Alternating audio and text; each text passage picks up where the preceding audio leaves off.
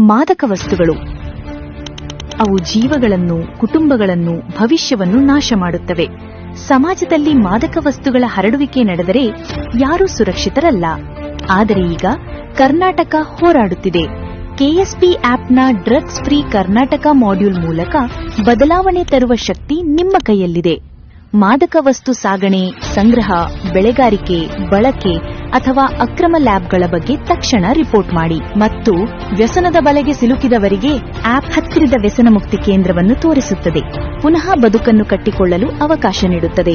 ಇದು ಕೇವಲ ಒಂದು ಆಪ್ ಅಲ್ಲ, ಇದು ಬದಲಾವಣೆಯ ಹೆಜ್ಜೆ.